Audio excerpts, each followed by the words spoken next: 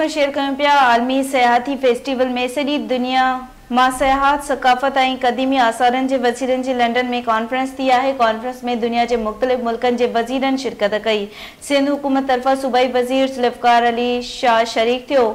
Conference जे मौक़े ते सूबाई वज़ीर ज़ुल्फ़िकार अली शाह मुख़्तलिफ़ मुल्कनि जे वज़ीरनि सां मुलाक़ात कई। ख़बरवाज़ शेयर कई पिया आलमी सियाती फेस्टिवल में सॼी दुनिया में सियाहत सकाफ़त ऐं क़दीमी आसारनि जे वसीरनि जी लंडन में कॉन्फ्रेंस अवां खे ख़बर ॾेई पिया। कॉन्फ्रेंस में दुनिया के मुख़्तलिफ़ मुल्कनि जे वज़ीरनि शिरकत कई। सिंध हुकूमत तरफ़ां सूबाई वज़ीर ज़ुल्फ़िकार अली शाह शरीक थियो। कॉन्फ्रेंस के मौके ते सूबाई वज़ीर ज़ुल्फ़िकार अली शाह मुख़्तलिफ़ मुल्कनि जे वज़ीरनि सां मुलाक़ात कई। ज़ुल्फ़िकार अली शाह सऊदी अरब, भारत, मिस्र, ज़िम्बाब्वे, फिलिपाइन, क्रोएशिया ऐं ॿिनि मुल्कनि जे वज़ीरनि सां मुलाक़ात कई।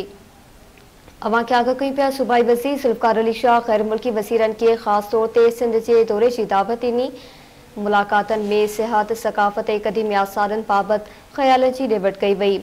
सूबाई वज़ीर ज़ुल्फ़िकार अली शाह ग़ैर मुल्की वज़ीरनि सां ॻाल्हाईंदे चयो त पाकिस्तानी सियाहती सनअत में सीड़पकारी लाइ बहितरीन ऐं पुरअमन मुल्क आहे।